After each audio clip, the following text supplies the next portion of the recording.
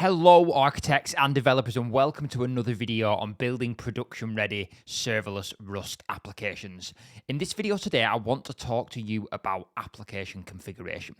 A core principle of good CICD practices is to test and compile your application and then ship that same compiled artifact or compiled binary to all of your different environments, dev, staging, production, pre-prod, whatever you have. You want to use that same binary because that's the one you've tested, that's the one that you know works. This is helpful, but then how do you make sure that application runs differently in all of them different environments? Of course, you don't want your development system trying to query your production database, do you? Anybody? Please tell me you're not doing that. So that's what I want to cover in this video today, the options you have for configuring your Rust applications when they're deployed to AWS Lambda. And let's jump straight into it and start with the exact same code example that you've seen through all of this series, and that is the serverless implementation of Zero to Production Rust by Luca Palmieri. I want to start with how the configuration actually works with this application. And let's start with the API. Both the API and the backend systems work very similarly here. And what you'll notice if you look under the directory is this configuration directory. Now, if you've cloned the repo from GitHub, this might not actually exist. I don't check these configuration files into the actual GitHub repository because there's some sensitive information in here. So you might have to create this configuration directory and create these YAML files, but this is how the configuration works when your application is running locally. So if you're cloning this and trying to run it locally, this is going to be what you need. And you'll notice I've got three different configuration files here. I've got a base configuration file, a local one, and then a production one. Of course, I'm only going to open up the local one because the production one does have some sensitive secret stuff in there that I really don't want you to see.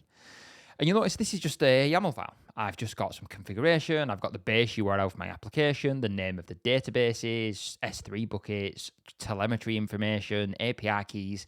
All of that information is held in this YAML file. And this is the same for the backend application. Again, if I open up backend, configuration, look at local, some similar options. Telemetry settings are pretty similar between the two, but there is some different stuff as well. So that's the core of this application, these YAML files. YAML files are loaded into your application, and then they're parsed, the settings are created, and off you go, and the configuration is running. And what makes all this work is a really helpful crate. Of course, you're all Rust developers. How cool all the crates that exist out there are. This one is a particularly useful one. It's one I found myself using over and over again. It's called Config. And as you'll see, it's a layered configuration system for Rust applications with strong support for 12-factor applications. And we'll come back to 12-factor apps in a little while. It supports JSON and TOML and YAML and whatever the heck INI and RON is. If anybody knows what they are, please let me know in the comments because I am still yet to understand what they really are. And you can use this library to actually read configuration information. And let's have a look how that actually works back in the application code. So under the source directory, you've got this configuration.rs folder. This is where all of the configuration happens. I've got some custom structs for my actual configuration details. And the observant among you will notice that the names of the properties of my struct directly matches up to the names of the properties in my configuration file. I've got application, database, telemetry, application, database, telemetry, completely different order. Nice and confusing for you all. And that's the actual configuration. I've got the same for my application settings, for my database settings, for my telemetry settings. So the first thing this get configuration function is going to do is try and determine which environment my application is actually running in. It's going to read a app environment variable. And if that environment variable doesn't exist, it's going to use local. It's going to default to local. This means that I can just run this locally. I don't need to worry about setting environment variables. It'll just fall back and use the local configuration if needed. And when the environment is local, again, I'm parsing this to an enum here and doing a match based on that enum, this is where I will actually load in the local configuration files. So I get the base path, the current directory where my application is running, get the configuration directory, get the name of the environment specific file name. Of course, if this is local, that will just be local.yaml. And then I actually use that config crate to add the information. And this is where this layered configuration gets really cool, because what I can do is add three completely separate sources. So you see, I've added a source for my base.yaml file. That's always going to be there. I've added a secondary source from the environment specific file name. local.yaml, dev.yaml, production.yaml. And then finally, I've added a third source for actually using environment variables, using this config.environment.with prefix. And what this does is that any environment variables I set on my running application that start with app and then underscore will be parsed directly into settings for my application. And I'll show this in practice when I get to the actual CDK code. What this would allow me to do is, if I wanted to set the application port, for example, I would create an environment variable called app underscore application underscore application port, and the underscore is important because that's what's determined as a separator, as the dot at the period. And then I can build that configuration object and then just deserialize that into my setting. The config that you get out of the config crate has this handy try deserialize function, which can then deserialize the config into a custom struct custom to your application. And what's really cool about that is that layered approach. So what will happen here is that if I set a variable in my environment variables, that's going to override anything in my configuration file and anything in that base file. And if I have a configuration value in the production.yaml, that's going to override anything in base.yaml. And if I don't specify a variable anywhere but in base.yaml, well, then it's going to use the one.base.yaml. It's a tiered approach. Things that are declared later take more priority. So the order in which you add these sources is incredibly important. If I was to switch this around and add my environment variables before my production.yaml file, well, then the production.yaml file is going to take priority over my environment variables. So that's how things work when I run this locally. I can just spin this up, start the application, get all that configuration loaded from my local file system. However, when you're running inside AWS Lambda, you might not have that luxury of a local file system. You're going to need to then start to get into including them YAML files as part of your actual application bundle that you generate. But then you might end up with your base, your production, your dev, and your staging configuration all in the same bundle. And you don't really want to get into doing that. You don't want to be including all your configuration for every single artifact that you create. So when this actually runs in production, and currently this application only supports local running or production running, who needs development environments? Not me. I'm a Rust developer. I trust the Rust programming language. Please, everybody, have non-production environments if you're building something real, please. And what I'm doing when this is running not locally, we will say, is I'm actually now using Amazon Systems Manager parameter store. I'm using the SSM SDK to create an SSM client, and then I'm actually getting a parameter from SSM. And you see I'm passing the name of the parameter in, again, as an environment variable. And what that now means is that as this same binary, this same application moves through my different environments, I can simply have a separate SSM parameter with a different name, and my SSM parameter might be called dev, staging, prod, whatever that might be, and I can dynamically load that SSM parameter. And then once I've got that parameter value, I'm using that same config creation that you saw earlier, but this time I'm using this file from string method. And this allows me to actually pass in a string, and I can say that this string is a YAML formatted string. So rather than loading the file from my file system, I'm loading the file from an actual variable in my application, in this case, the value of my SSM parameter.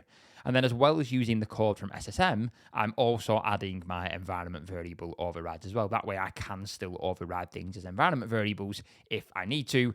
And then finally, I've got my try deserialize function there as well. One of the really, really powerful things about doing this is it opens up a couple of different possibilities. Of course, the obvious one is being that you can have a separate SSM parameter for all of your different environments. And as this binary runs, it can just dynamically load in the correct parameter from SSM.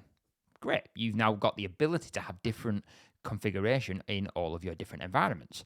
The second and really, really powerful thing here, once you get into this, is you now have the ability to change your configuration separately from your application code. Because your configuration is just YAML files stored in parameter store, you can go in and switch the configuration without needing to completely rebuild and redeploy your application. And this is actually a core principle of the 12-factor applications. A 12-factor app requires strict separation of config from code, and that's what you're doing here. You have your configuration that can be managed, released, changed, deployed separately from your actual code itself, whether that's environment variables or whether that's using parameters in SSM parameter store. When the application actually starts up, this is where that configuration is then loaded. If I look at my main.rs file, this is the entry point of my application, and you see the first thing I'm doing is loading my configuration. I'm calling that get configuration function, and then actually as I build my application, and this application struct is something custom to my application. This is just a wrapper around the actual Actix web server. I'm passing in that configuration information. So the first thing my application is going to do when it starts up is to read that configuration, and then it's going to pass that into my actual application. And that actually works in exactly the same way when I look at my backend Lambda functions. Because remember, these backend functions are the more traditional single purpose functions as opposed to running Actix web APIs inside Lambda. And when my send confirmation Lambda function starts up, I've still got my main.rs, I've still got my main function, and again, the first thing I do is load in my configuration information. If the configuration can't be loaded, this is going to panic because it can't read the configuration information. So now in both places, I've got this ability to, as my application starts up, dynamically load in my configuration. And let's just really quickly look before we wrap up today on how that actually works from a deployment perspective. So this is my CDK code now for this same application. The CDK code is written in TypeScript because there isn't a CDK for Rust.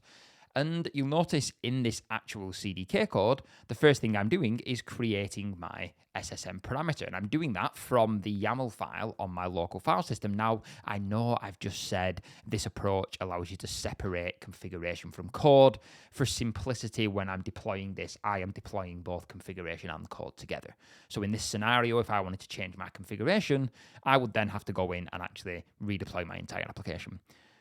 But of course, you could have this in a separate repo, separate build pipelines, just to deploy your config parameter. As you scroll down through the CDK code and you get to the actual Lambda function definition, this is where you will start to see the environment variables. So you'll see these 4 environment variables here. These first 4 are following that same syntax that the config create supports. So I've got app underscore. This means that this is going to be loaded in by config as an actual application parameter. Then I've got the telemetry. This was, remember, at the top level of my settings struct. And then I've got that underscore, which acts as a period. And then I've got a parameter called dataset name, database name, auth database name. And this allows me to pass in these custom properties from my actual CDK code. So I'll still have my configuration in SSM. That might be used for like API keys or secret keys and things like that. And then I've got my actual environment variables that are custom based on the rest of my CDK code. The other thing you'll notice I'm doing is passing in that config parameter name environment variable. This allows me to switch and change my SSM parameter based on the actual application. So now I've got both environment variables overriding particular application settings, and I've got an environment variable for the actual SSM parameter that needs to be loaded in. The final thing, of course, that you want to make sure that you do is to make sure that your Lambda function is actually allowed to read your configuration parameter. Without that, you're going to get that panic where the configuration can't be read for your production environment. And that is really all there is to configuring serverless Rust applications. And doing things in this way, using the config create environment variables and these YAML files, gives you a lot of flexibility to both run your application locally, whether that's actually starting it up locally or running tests, or running that in an actual real-world production environment. As always, if you've got any comments or any feedback on the video, please let me know in the comments below. Again, a huge shout out to Luca Palmieri, first for writing the Zero to Production Rust book, and then of course letting me create these videos that cover some of the same content that Luca mentions in the book. Thank you all very much for watching, and I will see you in the next video for more serverless Rust goodness. See you there.